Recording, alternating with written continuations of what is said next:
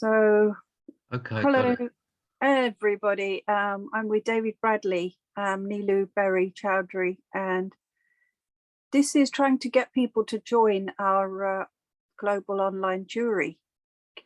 We had no idea what we were, how it was going to pan out when we started. It was just initiated by the emergency that we had with Barry Brooks and CDER, literally putting his life on the line with an arrest warrant whilst he's only got one lung, and he is in a wheelchair for many years because of the attempts on his life whilst he was in custody. And attempts were made on his life because he was a witness to a state execution of Jill Dando, and he had witness evidence, and I mean 6 people witnessed the fact that this was a murder committed by the US government, US state, and it was complied with. This criminal act was complied with by the mainstream media, and the way to put the lid on it was to kill everybody, including Barry Brooks and the other 6 men who knew how this was made out to be a murder by one man. But it was an international operation to. So what we haven't really spoken about the ins and outs of. I mean, Barry was a multimillionaire, and he was running a very successful company dealing with motorcycle accessories and parts, tools. And what they do is once they have a target, they will attack that one person in every direction, and kill them and steal all their assets and basically leave no trace. There's no trace left. That's what they do. And all that we have left of Barry now is somebody with one lung who is in a wheelchair. He's wheelchair bound and he cannot defend himself. And they have these bailiffs coming at the door with an arrest warrant. These CDER bailiffs who are assassins. This is why I call all these bailiffs assassins, because they're the last shot on the bullseye, isn't it?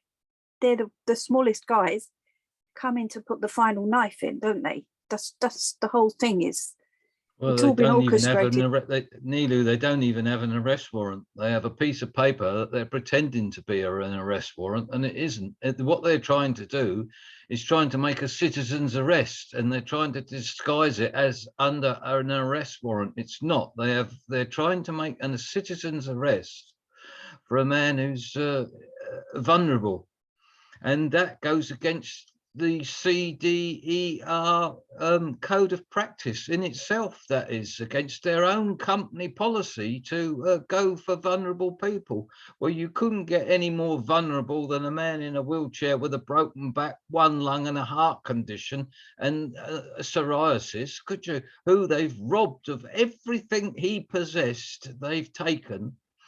They seized £6.7 million worth of assets, put the man in prison and sold the assets.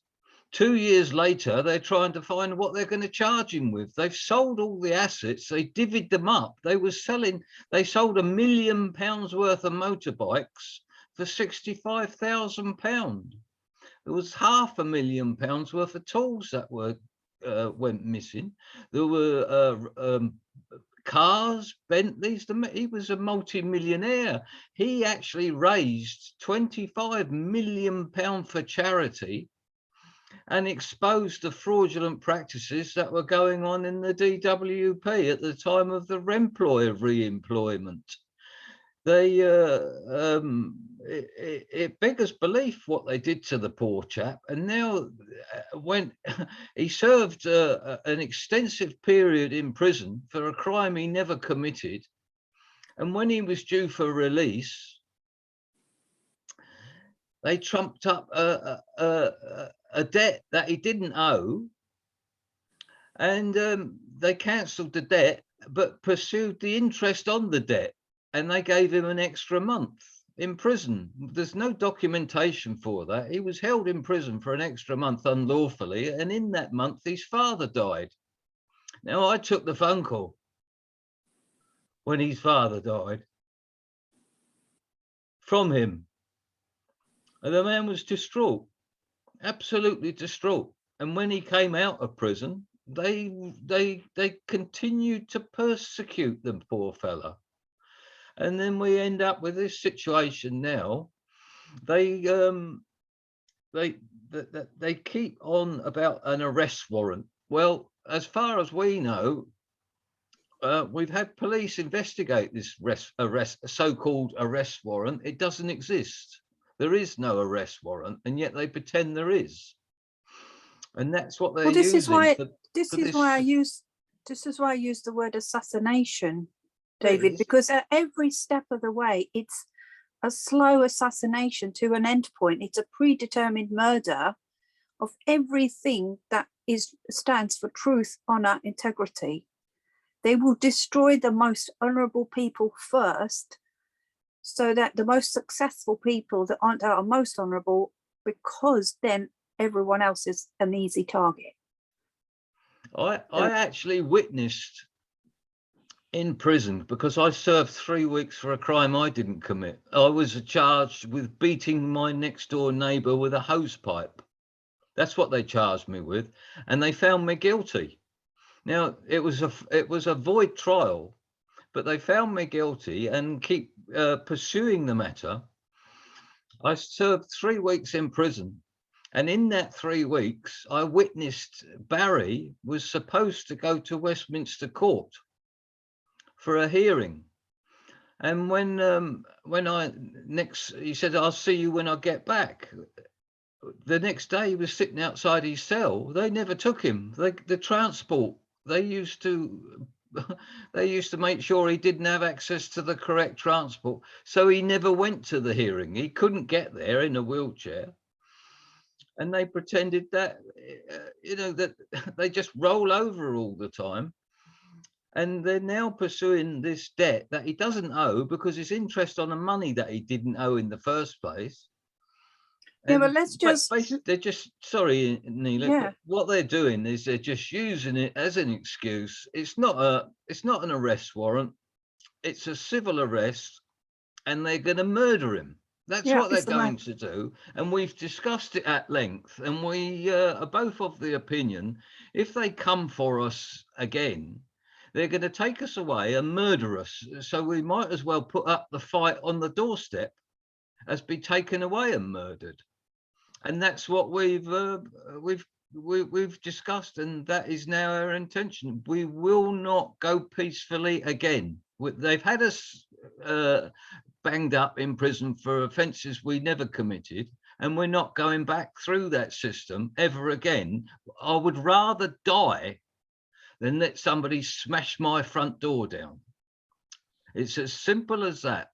We're not having it, and Barry certainly won't. I mean, we are now barricaded into our houses and homes because our life depends upon it.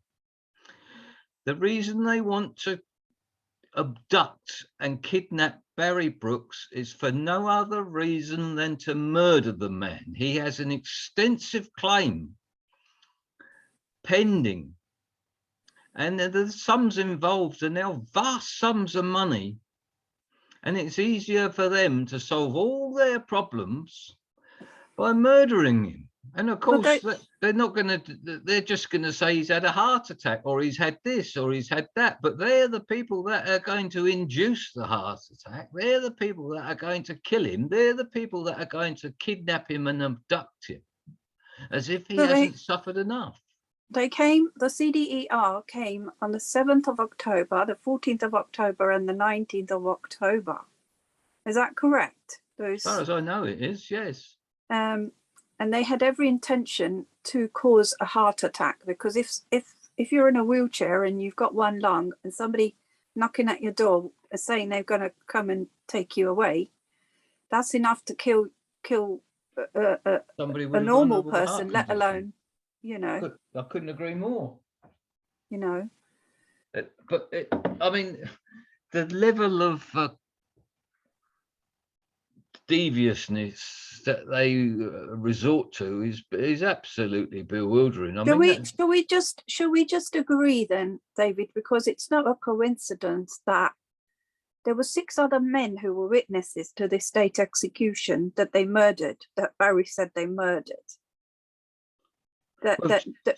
Jill Dando was assassinated by a professional killer on our doorstep. There was 2 shots, one up through the jaw and one through the temple. That's the sign. I don't know in which order it was done, but that's the sign of a professional assassin. The guy was brought in from Eastern European on the nod of Tony Blair. He was put into a safe house. He carried out the assassination. He was taken back to the safe house and he was taken out of the country. They knew full well that poor Barry George was innocent. He could, according to witnesses, he wouldn't be able to hold a gun, let alone do a professional assassination. They knew he didn't kill it. He spent a considerable amount of time in prison and they released him. And I heard that they released him because he was innocent, but he wasn't innocent enough to have compensation. So he never received a penny. And he's probably in hiding now, isn't he? We can't. He's apparently the last I heard of him, he was a broken man and spends all his time trying to prove his innocence. Well, that goes for all of us, doesn't it? That's what we do now, isn't it? Once you've been treated like that, you've got no alternative but to pursue your innocence. Now, I write a lot of emails to MPs and they always quote the parliamentary protocol that they're not allowed to interfere or have anything to do with another MP's constituents. But we're talking serious criminal offences, including murder, which they do have an obligation under. They do have a moral duty. I mean, the first line of their code, the MP's code of practice, it explains exactly that, but they like to look the other way and it gives them an excuse. Well, I've told several MPs in no uncertain terms, we consider them to be the enemy and we're at war because they represent the corruption and the injustice. And we are trying to represent justice for the common citizen because we're all trapped in this corrupt legal cartel that controls everything. And when I say it controls everything, organised crime in Brighton, I'm not sure at other places, but I understand it's exactly the same. The organised crime control the council, the police, the courts, the DWP, the CPS, you name it, they control it. And there's no way to circumnavigate that. And that's why I think that your idea of setting up these online juries is a very good idea. But because we put our hands up to being inexperienced, it's a very steep learning curve. And as we go along, some of the meetings might not be quite as interesting as they should be.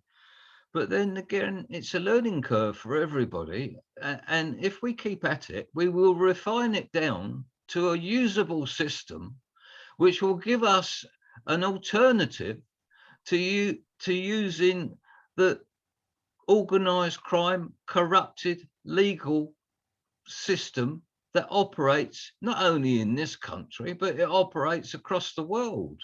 I mean, it's rather ironic that these MPs sit there so righteous, and yet the world's tax havens, where they launder the money that they're extracting out of the UK at the rate of £4 billion a week.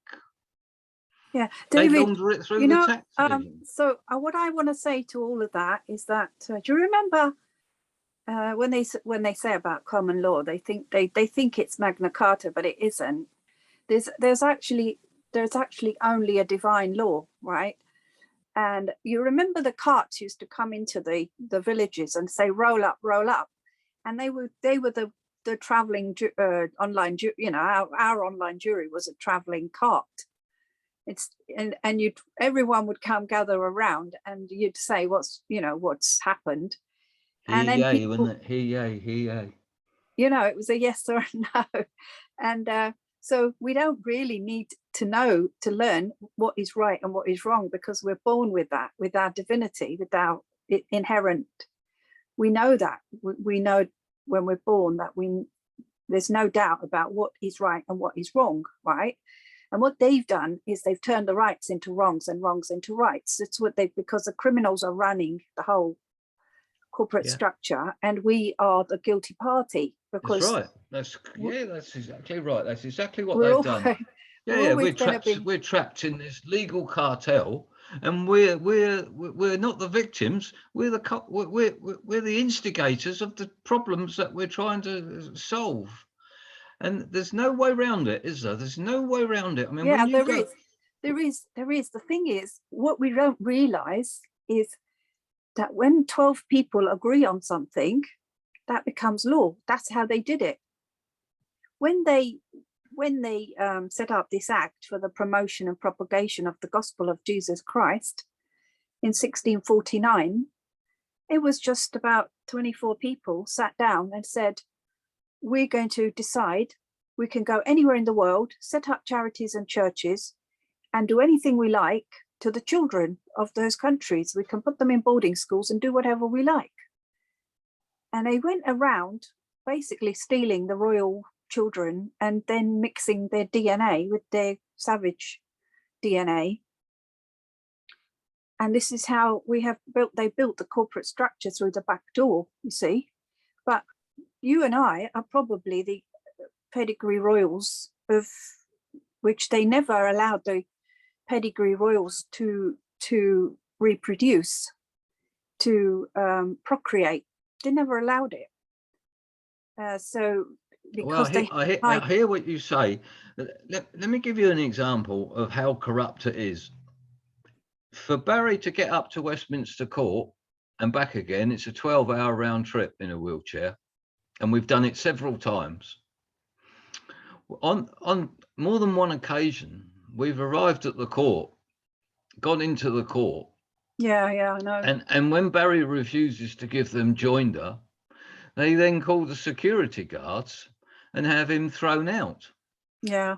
And then we come back to Brighton and they carry on as if he had never turned up. But the thing is, what I'd like to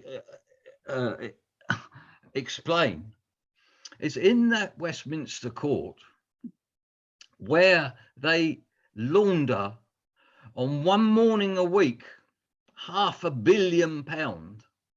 In one morning, £500 million goes through Westminster Court. In the court, sitting in the court, are two Metropolitan Police officers. And one of them identified himself to me personally.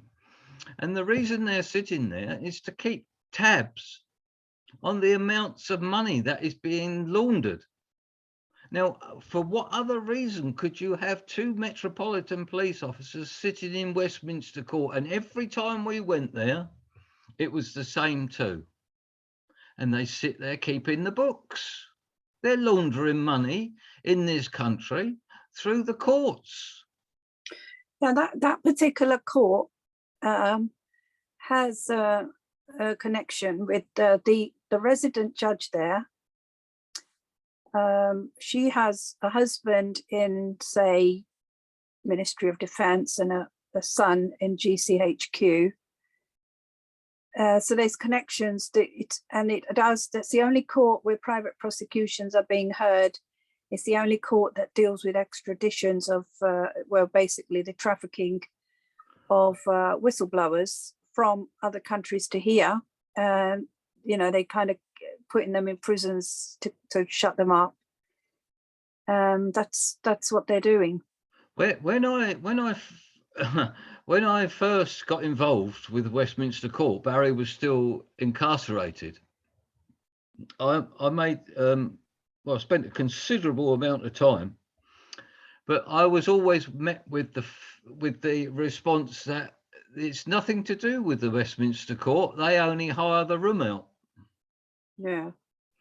Which we know, now subsequently we know that's a common practice. They deny all knowledge of what goes on in the room because it's hired out. Now, who can hire a courtroom with all its staff? And that Who was it that said in 2008 that all the whole corporate structures, I think it's Alex, isn't it? Alex says that since 2008 it's a free for all. It's been free for all. Anyone can do anything, and they're above it, above any prosecution. Well, they've got the arrogance. They've got the arrogance of corruption behind them, haven't they?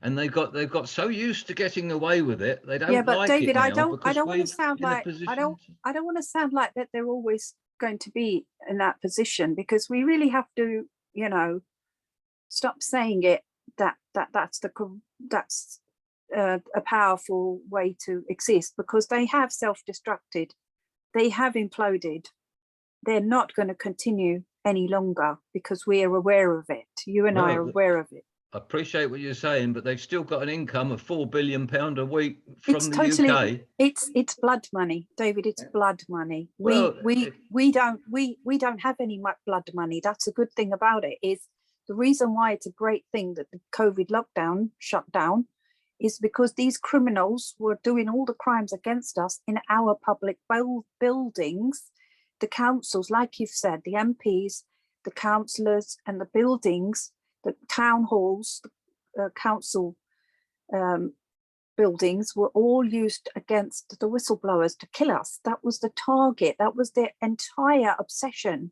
They murder 15 people a year on average. Well, it's more than that. It's more than that, David. I know that it's hundreds, if not thousands, because a lot of the children that are taken are never heard and seen again. Once they reach a certain age, they say they ran away from the children's home. They don't run away, David. We know what happens to those children, don't we? They get trafficked abroad. The whole structure is under that act of promoting the gospel of Jesus Christ. That's how they set up the Charity Commission.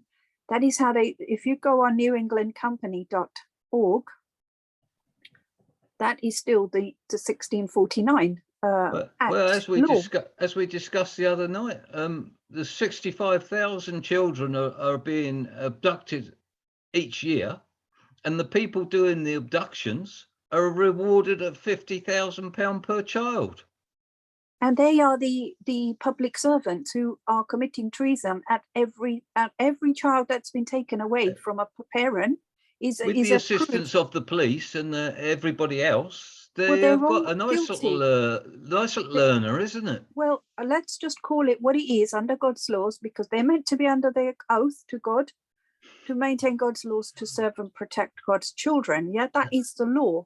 That's an interesting question, actually, this oath, because I started looking into that myself. The oath that the police swear, apparently now, they've been taken into a room and they have to swear allegiance to a different oath these days. Forget that, David. But we're going back. People can't get hold of what oath they're swearing allegiance to. We've got the old one. I know, but and when I started querying this on the internet, I ended up with police outside my house. Yeah, because the oath, right? Something happened at 9/11. Because that was, well, let's go back. 1930, we were meant to be honoured by the bankruptcy of all countries. Then 1945 was when the gold loan agreement, 70-year loan agreement, was meant to honour us, keep us in honour. Then the 1963 Green Hilton agreement with JFK and Mr. Sukarno was meant to honour us and keep us in prosperity and peace. These were all attempts to keep us in prosperity and peace. And then we had the 9/11. So that was the date. So between 63 and 9/11, there was about 50 years of court cases by the Germans from the Second World War who'd gone to America to set up their farms, and they were judges. So the Nasara law, the National Economic Security and Reformation Act, was drafted by these judges, which proved that no corporation can own any land, and no corporation can tax you from your blood, sweat, and tears. They can't tax you for your income. And that everything has to be gold, as in no inflation, no interest charges on loans, and that everybody has the same buying and selling power. So it doesn't matter where you go in the world, you have the same power, prosperity and peace. So there would be no reason for any wars ever anywhere. That law was meant to be implemented at 9 o'clock on September the 11th, 2001. And it was totally agreed by Bill Clinton the year before at gunpoint. And he signed it because military had to be called because the presidents are not complying since 1963. They're not complying because they shot dead the guy that would comply with the gold agreement. And this is why we've been under satanic controllers. They want humanity to be enslaved. And this is to do with the 1954 Greada Treaty, but they want to sell us to the Satan. They've already sold us to Satan in America. So they need to admit to that crime they committed, which made it legal for anyone to kill anybody child of God. So whilst they're on oath to God, they're assassinating children of God. We have to say they're under oath to God because that's the only infrastructure that is allowed on this planet. This planet belongs to God. We are God's children, and nobody who dishonors that oath can live on this planet. And this is why they have to leave the planet. This is how serious it is, David. It's not just a case of putting them in prison or, removing their assets and throwing them out. They're not allowed to live anywhere on this planet. It's not allowed, because we're going to have to make that decision about what to do with aliens who don't really know the laws of God. Well, this is what it's about. I hear what you say, but we come back to this point that we've discussed many times, that as individuals we have a limited amount of what we can do. Whereas if we start to join up together, we multiply our strength many times over, and the more solid that becomes, the more at risk our lives become, because they pick us off one at a time. If we get these online juries system sorted out, we become quite strong, really, and then it becomes more difficult for them to start murdering people that are a part of an online jury than it does to murder somebody as an individual and then trump up the excuse that they've had a heart attack or they've had kidney dialysis or whatever, whatever reason they make up. It becomes much more difficult if they're murdering people that belong to an online jury, because you've got the other members of the jury will be aware that these people are being murdered and will be in fear of their own life. That gives us a much longer lever and a better position for the fulcrum to upset this lot. But as individuals, they're just going to walk over us and murder us, pick us off as individuals, one by one. I noticed you say now, and as you're quite right, the courts are no longer safe places to be. But then that goes for hospitals as well now, because they're murdering people in hospital. They're murdering people and taking them out of the court system. I mean, Sussex police like to abduct people from the high courts, don't they? and then put them into mental institutions where nobody can have any access to them. So in effect, they're going to carry on. They're going to carry on doing exactly what they did to Barry Brooks, put him in, incarcerate these people, if needs be, put them into mental institutions, and then they disappear, don't they? They die, or they lose the will to live, which is, the amount of strain that we have to live under, waiting for the front door to be smashed in. Yeah, because it makes life untenable. Yeah, Barry's had this lung infection for the last few days, and he wasn't able to join us. He's very breathless. Yesterday's number 10 jewelry, but he's not anything of the man that he would have been when he was the multimillionaire and successful charity. He was a philanthropist. Well, he still is. He's doing most of his work as charity, isn't it? Free of charge. Ironically, they wanted him to be an MP. And he thinks that had he not refused, he wouldn't have if he had gone along with it, he would still have everything, that his possessions and his businesses and everything. But we've discussed it since. They, I mean, where are all the successful businessmen? Where are they all? They take out a layer of successful businessmen, incarcerate them. We have reason to believe that 30% of the people in Ford Open Prison are multimillionaires that have been stripped of their assets. Yeah, well, that's what they do, isn't it? This country takes talent from all over the world and then waits for you to get your orchard full of fruit. And they pick the fruit and they lock you up and destroy you, don't they? They take over. I mean, they're lazy, they're evil, they're useless, except they're just like scavengers, predators, reptilian traits, isn't it? Just blood-sucking cannibals. That's right, and the whole system is oiled by their lubrication, isn't it? Well, not our system, David, because we're honourable people. We live with nothing. No, it's their system. It's not our system. We don't live with.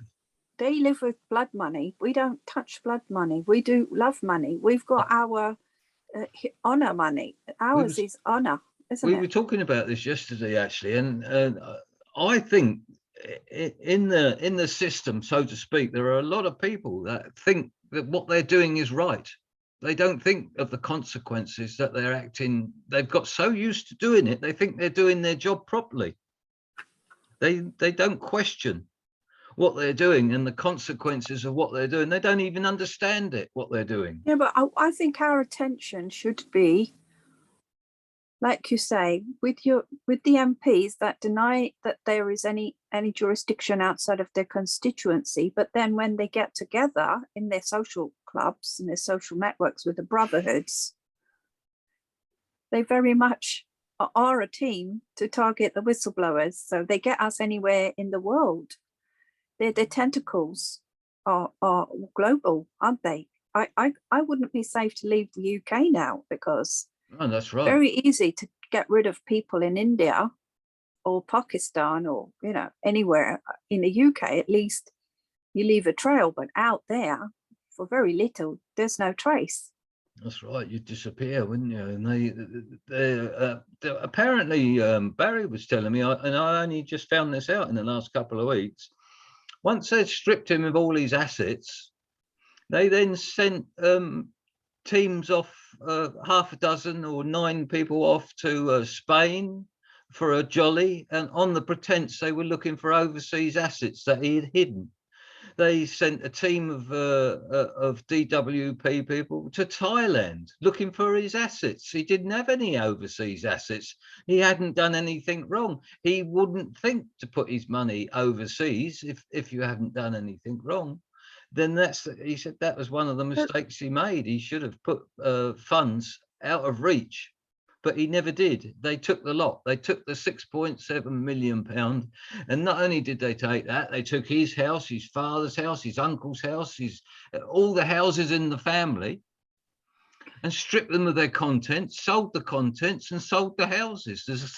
As I am aware, there's still property sitting there because they haven't done the job properly. They're sitting there vacant. Yeah, because obviously there is the white hats, there is the dark hats and there's a white hat. So the white hats, once they become aware, they kind of a time lag, but once they become aware, they actually, there is an equivalent. Do you know what I mean? There are assassins on both sides. There's the people who will assassinate us, and then there's the people who will assassinate the assassinators of us, you know? Cover it over. Well, not only, but even to keep us alive, there is another force that keeps us alive. Because it's a miracle that we are still alive, isn't it? It's a miracle that I'm alive, because the number of attempts on my life, you've probably seen at the neighbourly event in my garden. I've never seen a fiasco like that in my life. I mean, when taking it back, back to my own personal situation, I was taken off by ambulance. I was taken off one night by ambulance. I had a burst appendix. Now, my next door neighbour obviously spotted this ambulance arriving and taking me off and bringing me back home again. And that's when they turned the screws right up. I'd suffered a burst appendix, which I recovered from, and the surgeon told me I was very, very lucky. Now, on the same day that I had my burst appendix, there was a professional footballer of 30 years of age. I was well into my 60s. This guy was, he had a burst appendix and died. I was lucky, I survived, but the effects of the anesthetic I still suffer from to this day. I don't know whether they gave me too much anesthetic or whether I just had an adverse reaction to it. But at the time, I thought myself very lucky to be alive. Now, on my return home, my next door neighbour accelerated the provocation, and I found myself dragged out of my house at 11:30 at night. Having just come out of hospital, I was dragged out of my house, taken off to the custody centre and put in a cell. Now, when they took me from my house, I collapsed and they picked me up off the floor. And when they picked me up off the floor, they ripped the tendons in my back. I was put in a cell and I laid on the cell floor because it was cold for 5 hours, trying to find some respite from the pain in my back. Eventually, they brought me home again because I would not, I wouldn't even speak to them. They wanted to do an interview, and I sat there for an hour and I didn't say a word. And they eventually got fed up with me and brought me home again. And then that's when my next door neighbour accused me of beating him with a hose pipe. But how long? In between times, let me just go over this. When I came out of hospital and he was using this barking dog to mentally torture me, he then instructed his friends who run a security firm, and I had his security officers sitting out 6 foot away from my kitchen window for 6 weeks. Every time I went out, they'd photograph me. Every time I did anything, they would make my life unbearable. That went on for 6 weeks, and as a result of that, they couldn't get anywhere. At the end of the 6 weeks, they were running out. It was costing a fortune, and he was booking it all down. They ran out of patients, and then they, on the very same day that they accused me of beating him with a hose pipe, the dog warden from Brighton Council closed the 4th or 3rd investigation into the dog barking. He closed it down. And then he went on to hide the files. Those files were never discussed. They were never brought towards the court. I queried him on it and said, I'm going to court we need the information from the dog offences. And he refused to cooperate in any way whatsoever, which then made me realise that the dog warden had been relaying the complaints to the person with the dog. So when they had me filling in these diaries, of course they would get the dog to stop barking. And as soon as they thought the situation was clear, they'd start it up again. And this went on for years and years. And then is there something going on? Are they training dogs next door, or is it the same dog? No, well, they had to say they had a very nice large dog, a Labrapoodle. I mean, it's a big dog, huge, bigger than an Alsatian, and they actually trained that up to bark. They trained it to bark, and when they let it out, it would literally stand there barking until they brought it back in. Now, this went on, and it's only in the last 2 or 3 years that this has stopped. This went on for over 12 years, this dog barking. Now, in the end, the property on my other side changed hands, and the dog barking became a bit of an embarrassment after they had me locked up in prison and were starting these court cases to claim my house. The idea was to have in the courtroom that I was excluded from. I never went to any court. I never signed any papers. They never had any contact with me, but they conducted the case. And my next door neighbour was offered £500 in compensation, and he refused it. He refused to take the £500. He said, no, I'm going to conduct my own case and get the compensation for myself. So although David, he was offered £500, he refused that. I just want to get the main thing is that the dog barking was before the assault allegation against you. Is that correct? Many years, yes. There was a good documented 3, 4, 5 years of dog barking that was documented before the alleged assault. Yeah, so that's correct. But my next door neighbour subsequently went on to take out a £500,000 land registry fraud, and now I've got a fraudulent £500,000 claim on my house, which has just increased.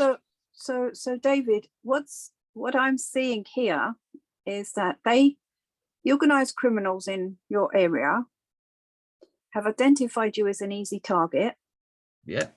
Because they'll only do this if it's a predetermined endpoint. If they're going to get to bullseye and they're going to destroy and kill anybody along the way. So they've already got protection to assassinate, us. We're whistleblowers. They will get promoted, they will not just get protection, but they will get promotion. Yeah, they go up. They go up much quicker, depending on, what's with the ransoms. There's ransoms on the heads of all whistleblowers in this country, because this country, not just a dictatorship, but it's a cannibal land.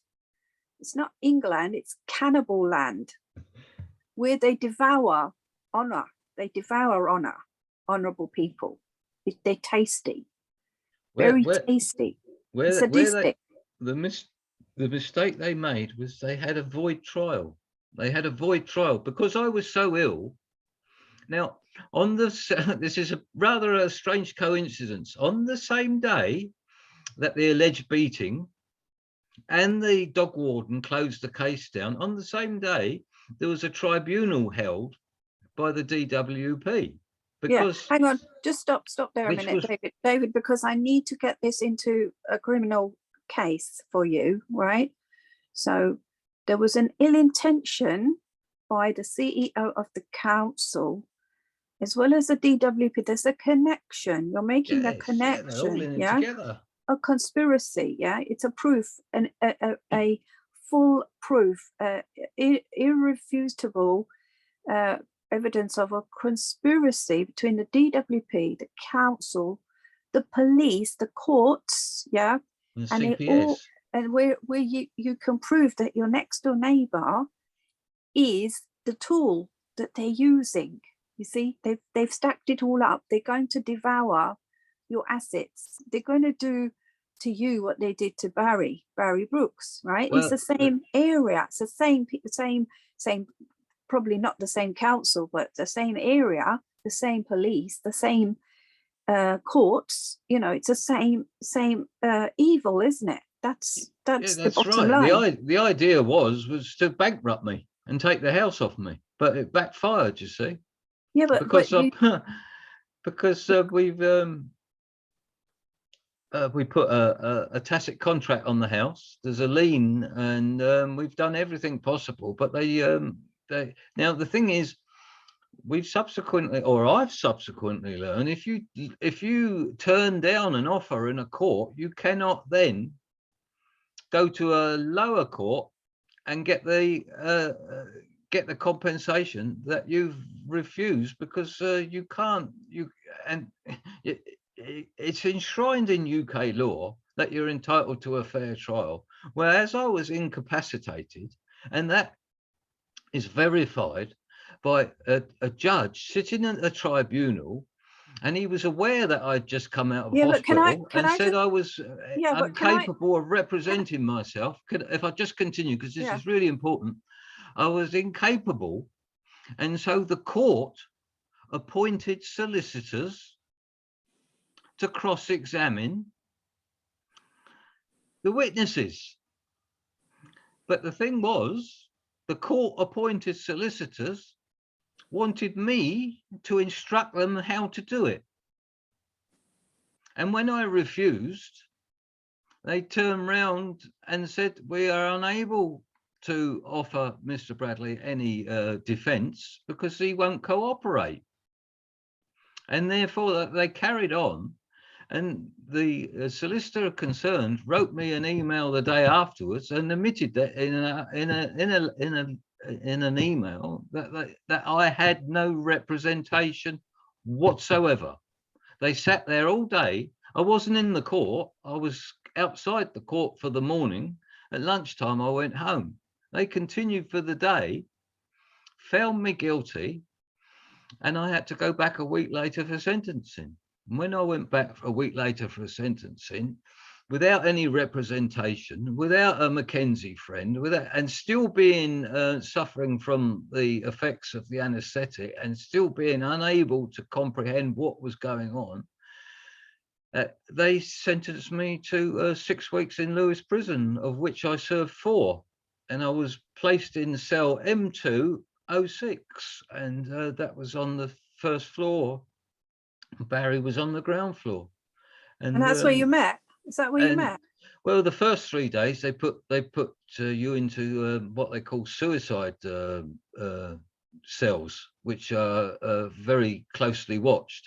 After the 3 days, they told me they were putting me on a wing that had mature. They could see I was ill, that I was recovering from a complete. By this time, I was in the middle of a complete and utter nervous breakdown. I didn't know what I was doing, who I was, where I was, what was going on. They said, we're putting you onto a wing where the people in there are more mature, and you won't have such a difficult time. So what I'm getting, And I met David, him on the 3rd day. so what I'm getting is that God introduced you to Barry. Out of all of that, the best thing that came. It's funny you should say that, because when I was sitting in the van on the way to the prison, I had this most bizarre feeling that there was an opportunity going to present itself, and I knew this was going to happen. And what was worrying me was the fact that I would miss it. I wouldn't understand that was there. But on the 3rd day, Barry asked me if I'd like a cup of coffee, and I hadn't had one for the 3 days. And not only did he give me the cup of coffee, but we became we struck up a friendship. And as soon as we were unlocked, I used to go down to his cell with a pencil and paper and I had a I had a 3-week intensive course on common law. And what I used to do is, I knew a little bit about it from previous experience, but I used to sit in his cell and he used to tell me, talk me through it. And I used to make notes. And when I used to go back to my cell, I used to rewrite my notes up again. And I had quite an extensive. So how long had Barry been in there by the time you met him? He was in his last couple of months. So he was in the there last couple of months. But what happened was when I no, this is really important. How many years had he already spent in there? Had he spent? Yeah. Oh, somewhere between 3 and 4 years. So yeah. So the 4 years of common law training you got in 3 weeks. That's what I'm saying. When I left the prison, they took my notes off of me. They took most of the notes off of me, but they missed some of it. They missed some of the documents, and I was left with just enough documentation when I got out to pick up the pieces. Yeah. And we managed to get some correspondence, and I was asked to post it up to Westminster Court, and it was a tacit contract for Westminster Court. And they had a time limit on it, and they failed to comply with the time limit. So now the claim is verified, and it's sitting there to this day. And it's obviously escalated over the years. The money is. But coming back to the meeting with Barry, you didn't have to wait long for him, did you? No, wasn't I lucky? I'm not lucky that I met him, at the beginning, and not 3 days before I was due to be released, because I was very grateful for the corrupt magistrate, really, because there was no other way I would have met Barry or had such an interesting education. You see, what it is that we've had to suffer and suffer and suffer, because somewhere down the line, it's all going to pour out to help others in a huge, like a tsunami. We only want justice. And all we're asking. We're not asking for privileges. We're asking for justice. But there's always you see, I always like to think that when things go wrong, and we suffer, that it makes us stronger. Yes, it does. If it doesn't kill you. Well, we know the deal, you see. We know enough to know that how much we can take, and we do like to mop up, we do like to saturate ourselves whilst we're here. But Satan is like a monkey having a monkey doing these monkey dances, and he's always around looking for opportunities to easy pickings. Yeah. So the hawks, the crocodiles, we're in a swamp, and we know the swamp. We know this, we've got to, get rid of this swamp from our back garden. But we got to protect the children, the babies, we've got to protect the elderly. We know the vulnerables are the ones we want to protect the most, aren't they? Well, when Barry came out of prison, they put him in a flat. I mean, we had difficulties getting the flat, but they put him in a flat and he had nothing. There was nothing in the flat. One of the social workers went out and bought a sleeping bag out of her own pocket. She bought him a sleeping bag, and I said to him, "You can't stop there." And he came back here for a couple of nights until we sorted things out. Now, so how long has he been out, David? Just to get us in a if my memory serves me rightly, it's over 5 years now. Yeah, because they've done that. The difficulty was to get the man into some sort of reasonable shape where he could use a computer. I picked up this strange feeling that when I came out, I had one job to do, and it was quite simple. I had the job to look after Barry, and that's what I did. And my main concern was to get him in a situation where he felt reasonably comfortable, and to get him in front of a computer. Yeah. Where he could start working, and that's what we did. You're each other's angels, aren't you? You're like each other's angels. Well, I had one job to do, and that was to look after him. Yeah. And I did it to the best of my capability. Well, And still do, actually. But he's a very independent man. He doesn't like to be mollycoddled or anything. You have to, he's got, obviously he's damaged. We all are, aren't we? And well, once you find out his idiosyncrasies, he's a very hard person to, because he wants his independence. He doesn't want somebody looking at, he would hate it to think I was looking after him.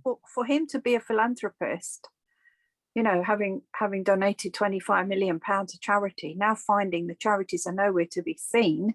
No, he didn't donate. He raised 25 million. Well, you know, raised. I mean, yeah, he raised 25 million pounds for charity, and then was accused. It's not easy to raise money. But going back, we've spoken about this before, but it's an interesting point. Now, at that time, he had an MP, obviously, from Bromley or somewhere up country. His MP. Now, his MP was charged with the same offence as what he was charged with. Now, bearing in mind, he was charged with conspiring to commit the offence. He never was charged with committing offence. He was charged with conspiring. Now, his MP wasn't charged with conspiring. She admitted the fraudulent behaviour and was allowed to repay the money that she had embezzled. She was allowed to pay the money back. Well, that option was never given to Barry. Although he hadn't committed the crime was of the same nature, if not the same criminal offence. He was never given the opportunity to pay the money back. He was given 8 years sentence, and so was his business partner. Don't forget, there were 2 people convicted, not just Barry. There was his business partner who subsequently went on to try to kill himself. Oh. And he's in such a he was so traumatized by being sentenced to 8 years for a crime he had no knowledge of or hadn't committed. He served 4, the same as Barry, and now his health has deteriorated, and I understand he's quite poorly. Yeah, we're going to pray doesn't want to get involved in it anymore. What, Barry doesn't? No, his partner, his business partner. Oh, his partner. Yeah. So, are we allowed to say his partner's name? Is he? I can't think of it now, to be honest. Derek. So, I think it's Derek. Derek. Clever man. I bet. Clever man, but he's broken. They broke him. Yeah. They break all successful people. That's the sad thing about it, is they're all successful amongst the hard working. We've come to this conclusion that we've survived because we're stubborn. We won't let them do it to us. Won't give them the satisfaction. But you see, the people don't realise that they're going to stay on this planet. The angels will make sure they do, because they're going to finish the job that they came to do. Because we're born to do a job, and we don't die until it's done.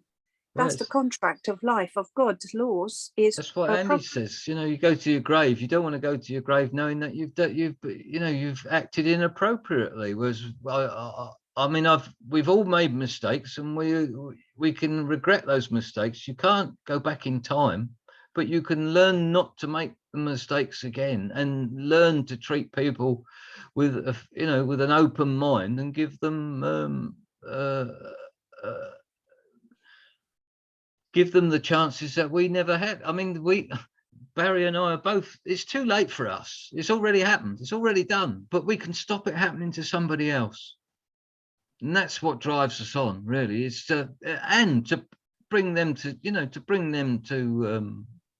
justice, really. I mean, what it is that this moment in time is happening for the first time in about 5,000 years, because we've done the cycle. Well, we've got the technology now to do this, haven't we? You know, the what they call the Pentagon, it's happened 5 times. This 5,200 year cycle has gone on 5 times now, and that finished on the 21st of December 2012, the 26,000 year cycle. And each one of those 5,200 years is the Golden Age, Silver Age, Bronze Age, and Dark Age. We've gone to the top of the Dark Age and we're going to the Golden Age. So here it's very confusing because you've got the light shining through the darkness that are going to be the leaders. So we can only underestimate ourselves. But we are the leaders of the Golden Age now because we're in the Golden Age 9 years now. So you see, we don't realize how much we've achieved, how much connections are going to be exponential, David. I've just been, when you rang me, I'd forgotten about our meeting because I was following up the leads from the Zoom last night. And the case of Kelly, the 10-year-old boy with Kelly, has got a supporter who has got an Instagram message about the judge who's involved. And I've put the link up. I'm trying to share this. I put the link of the court case regarding this judge and how he's routinely rubber stamping the theft of children in Bristol. And this young mother who's got children saying that she's got hundreds of cases from that one court, from that one judge, and they're just rubber stamping. It's a factory, yeah. Mothers are now becoming a bit more aware of, more savvy of what the plan is, and they say, "What? But the point is, David, how can a man sit as a judge in judgment of a woman, of a mother? It's not possible, not under God's laws. You'd have to have mothers. Well, you can't even have a woman sitting as a judge who has not got any of her own children, not foster children. She's got to have given birth to her own children and raised them before she's qualified under God's laws, David." I think a lot of those judges are being blackmailed themselves, to be honest. But where are the women that have got real children? Because none of them have got real children. They're all fostered. They're all foster parents, and they come and sit as judges. Well, it is horrific, absolutely horrific. And they don't even have any qualifications, David. They have fake CVs, they have fake identities, and they change their identities. Well, they're very reluctant to identify themselves, aren't they? Have you noticed? They move about, and it's all questionable who they are, because they think that they don't need to tell us who they are when they are stealing children, stealing homes, and putting us in prisons and sitting, in judgment, where men are sitting in judgment of women. That's not allowed under our laws, David. Well, that's why I raised the question last night, which I'm still puzzling over myself, to be honest, is if they rent these rooms and they rent the court and they rent the staff, and then they bring in their own district judge into a magistrate's court, and he sits there residing over it, which I think is what happened to my last hearing that I never went to. They brought in a district judge, and then where does that, if the room is rented, then presumably they bring in a rented judge as well, do they? A rented district judge. Well, let's just say that the whole public service in England and the whole corporate structure is a cult. It's one single cult.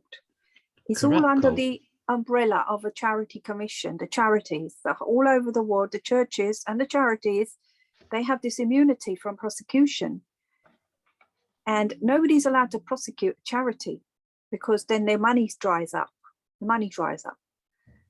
So the funding is all, the whistleblowers are targeted by benefit denials, false prosecutions, kidnaps, murder attempts. All these bailiffs are murder attempts, theft of homes, theft of cars, torture of family members and friends. When you've got this corporate structure, this is just one single cult family. They're all part of this Freemasonry led. It's all male led. Yeah, now we're getting warm. Yeah. And then you have the 33 degrees are all crimes they have to commit to go up this ladder. So they have to be criminals, or they have to be silent about the crimes of their colleagues to be in that corporate structure. They cannot come. Part of their CV, isn't it? And they will keep it's a traveling circus. The court system is a traveling circus, so that they can infiltrate it. They can infiltrate the public services without us ever knowing who's done what, because those that are permanent will not speak out because they will go. So they have to recruit them from the cults. So these children that fostered will then be trafficked abroad or trafficked around England. So they're not known to the local population, or they'll keep traveling around, and then they can commit their crimes and nobody will say, oh, well, they were just a social worker that's moved away. We don't know who she is. We don't know who they are. We don't know anybody. We don't know where they've gone. They've got a well-oiled system to do it with. I mean, with my own case, I think they changed the crime reference number 9 times. Well, this is how they do it. The whole database, David, if you watch this book, read this book by Field McConnell called Mischief Makers. I have a PDF of it. And it's got in there about 100 women who have accessed the court system called Video Guard in the courts that frame judges. So they blackmail judges using this system, and then they basically blackmail the judges into complying with what they want. So the whole judges system is, they are hostages. The judges are hostage. The ones that are honourable, they're working to orders, aren't they? They become hostages, and it's very sad because it is gun control. It's gun control of the honourable professionals by the minority who are evil, but they are at the top. They will hijack, they will override decisions. So and they use people like us, David, as training material. This is what I try and tell George, is that they have to prove they can commit these crimes. So they need babies, they need children, they need whistleblowers as training material to go up the ladder. So they need the fodder. We're the fodder for they're going up this criminal ladder, you see. So I think we've gone on long enough, David, but we're going to do this again on Thursday, aren't we? Thursday morning. So we do it the night after each Zoom. Yeah, okay. So the morning after each night Zoom.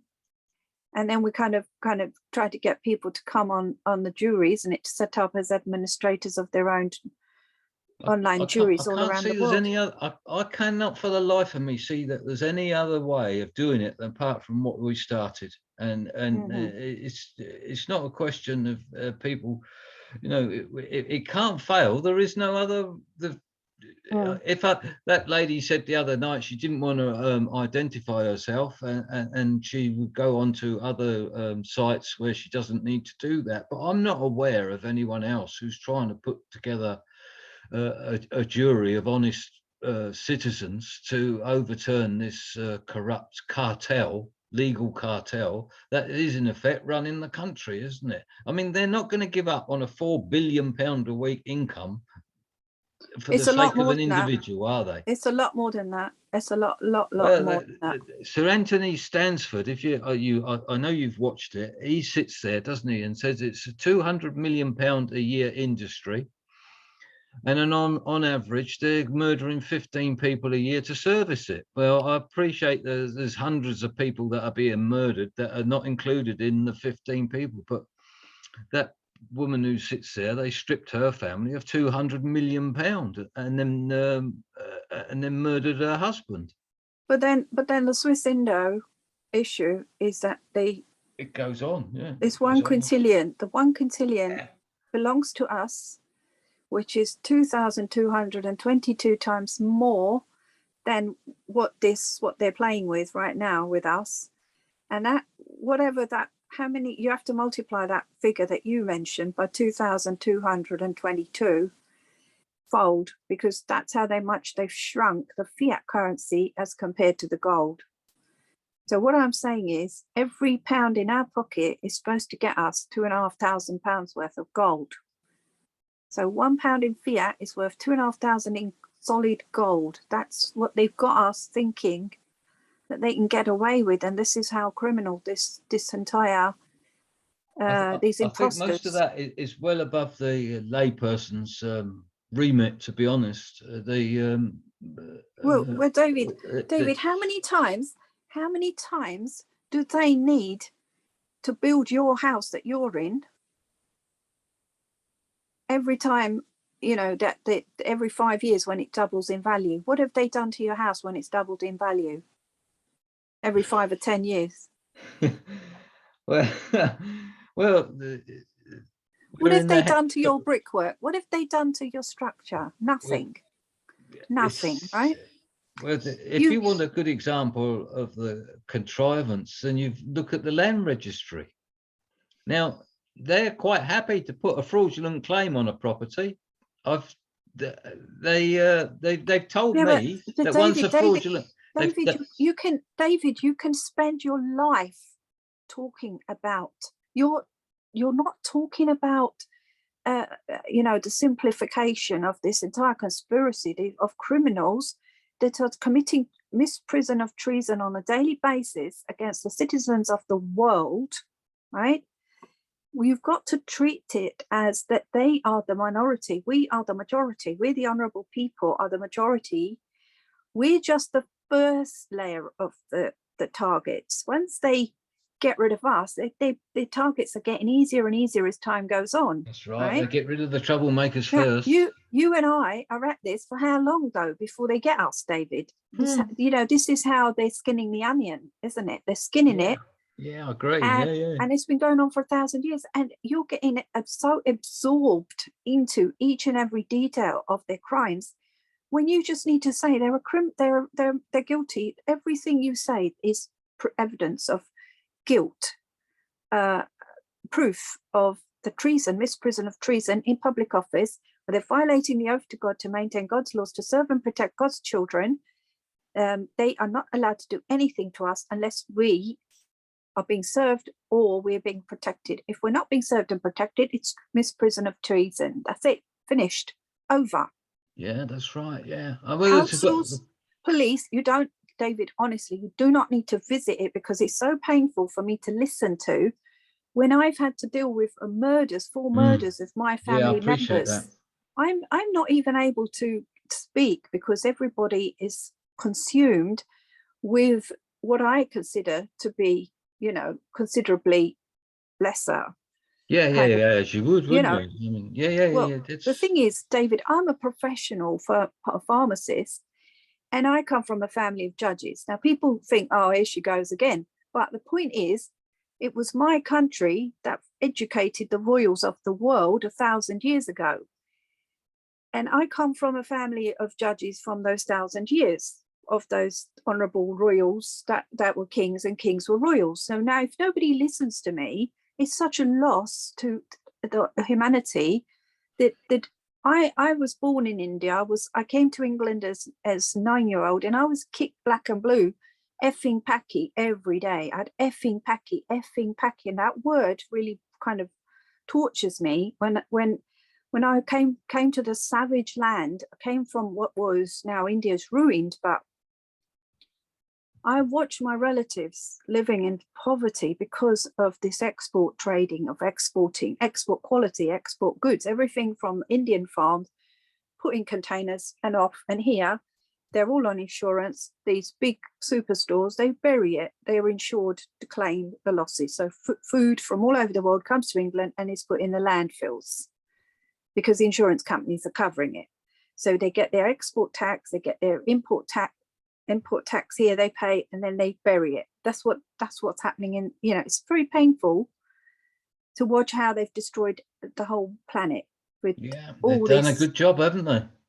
This country, David, has destroyed humanity and allowed it to get this bad that the people in these public services are now impotent, pretending they can't do nothing about it. And so now your testimony, and I have never had a proper chance to talk about my case, you know, how I was struck off as a pharmacist, how I dropped the death rate by 30%. They said I brought the profession of pharmacy into disrepute. I've got a document between you the did GMC, from their point of view. yeah, and that proves that I know that the professional bodies are funded by the pharmaceutical industry. They get 1% of all the branded goods. So that's why they took out the natural remedies. They've now only patented medicines in the NHS. They've criminalized homeopathy, naturopathy, GC math. You know, the Goes on and on, doesn't it? the same people we're talking about, the same assassins, the same police officers. The police officers, that network you're talking about, David, is run by child trafficking police. Yeah, I don't doubt that, especially Sussex police. Yeah. And Barnet police. I'm in Redbridge, but Barnet is worse. Barnet police that Anthony Baddeley talks about is worse. But we mustn't forget the police are all private companies. It's the Police Co-Limited. No, David, we don't say it like that. You say that they've taken the top assassins from the world, put them in those uniforms, and they're calling them police officers. They're mass assassins. Well, they're not officers, are they? They're attendants. Well, they're assassins. They're the child trafficking police is a registered company, and their head office is at Bexhill, not Lewis. Yeah, you say that, but what you're not saying is that these people that are put in those suits are already criminals in another country, and they put them in those suits to do more crimes, and they're on the Masonic ladder. They're on the 33-degree ladder. Yeah. And they're targeting women. They're targeting children. They're stealing children because they have to pretend to be these fostered families, these respectable foster families, so they can groom these children to be part of corporate slaves with these same people when they've recycled this traveling circus. That's one of the things that really annoys me. This corruption is done with this air of respectability in this country. It's not corruption. It's not corruption. It's misprision of treason. We have to use the word that it is. This network of misprision of treasonous criminals. This is the bottom line: is we got to stop calling them police officers. We've got to call them, mass assassins. Attendants, we call them. Yeah, but till next time, David. We'll. Thanks. I'm getting so many chest pains just listening to the crimes. The energy. It becomes emotional, doesn't it? Because it's a passion. Draining. It draining can my be. soul, and I just want to put it in a box. Let's just put this dark energy in a box and get on with your life. Lock the box. No, all the pain and suffering of people like us. No, I don't mean yours and mine, David. The whole of humanity's suffering. I'd like to put it in a box, lock the box, throw the box in the middle of the ocean, and totally let the higher realms, angelic realms, deal with it, and that we can have our peace and prosperity. We can be free from this disease. Wow. And we don't have to put our mind to it and just say we don't require that service and we don't require that kind of protection. We're better off without it. That's the whole corporate structure in that box, David. It's gone. You're right. It's finished. You're right what you say. It's very debilitating. And don't go there. Just don't let it get you, David. It's gone. It's finished. It's in the box. Let's everyone meditate. Let's get Barry Brooks to walking. Let's imagine him walking as he did before they did this to him. He will go back to his normal self. He will go back. He will go back. We'll make that happen. Just imagine David. It's a nice thought to leave on. Anyway, Barry's, fit again. We give it a go. We try. Right. Onwards and upwards. You take care. And I'll speak to you again soon. I'm putting this up, okay? Yeah, whatever's good for you. You agree, yeah? Yeah, whatever. Yeah. Might risk our life. All right. If anything happens to me, All right. Bye.